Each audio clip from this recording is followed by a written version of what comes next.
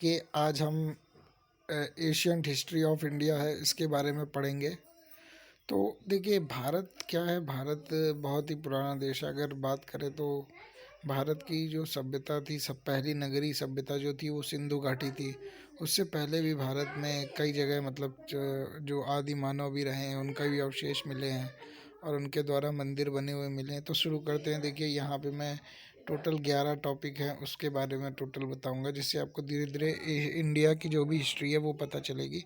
सबसे पहले इंट्रोडक्शन, फिर आपका प्रागैतिहासिक काल, फिर सिंधु घाटी सभ्यता, उसके बाद वैदिक, वैदिक के बाद जैन व बौद्ध धर्म आए, फिर महाजनपद आए, फिर मौर्य आए और इस तरह गुप्त काल तक का मैं बताऊंगा आपको। तो शुरू करते हैं। यहाँ पे देखिए, भारतीय इतिहास के स्रोत क्या क्या है। स्रोत देखिए, पुरातत्व विभाग है, साहित्यिक विभाग है या यात्री विभाग है। तो पुरातत्व विभाग में आपकी स्क्रिप्ट लिपि हो जाती है, टंकण कॉइनेज हो जाता है, और लिटरेचर में जो आपके जो भी किताबें मिली है रिचुअल्स किताबें होती है, रिचुअल्स किताबें। और ये ट्रैवलर, जैसे इब्न बतूता आया था एमबीटी के टाइम में, तो मोरक्को से आया था, तो इस तरीके उसने अपने कुछ ट्रैवलिंग हिस्ट्री में भी लिखा होगा। तो शुरू करते हैं आगे। पैलियोलिथिक जो पाषाण काल था वो इंडिया में 5 लाख साल से 1 लाख बीसी तक का मानते हैं। मध्य पाषाण आपका 10,000 से लेके 6,000 बीसी, और न्यूलिथिक नवपाषाण आपका 6,000 से 3500 बीसी। तो देखिए, प्रागैतिहासिक काल देखिए 3 भागों में है, लोअर, मिडिल और अपर। और रॉबर्ट ब्रूस फूट जो है इन्होंने उपकरण की खोज की थी, पत्थर के उपकरण से। और उसके बाद भीमबेटका की गुफाओं में पाषाण काल के कई रॉक टेबल और नक्काशी मिली। भीमबेटका की गुफाएं कहाँ पे है, मतलब भीमबेटका की गुफाएं कहाँ पे है आपको बताइए। भीमबेटका की गुफाएं हैं मध्य प्रदेश में, ठीक है।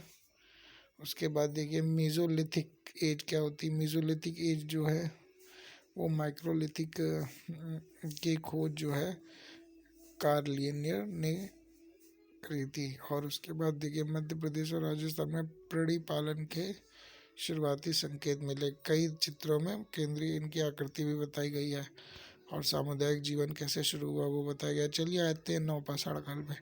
इसको नियोलिथिक बोलते हैं। सबसे पहले जॉन लुबान द्वारा पढ़ा गया था, ठीक है। उसके बाद आग बनाने की विधि जो भी है इसी युग में सीख गई थी, ठीक है। और शवों को दफनाया भी जाता था, ये भी।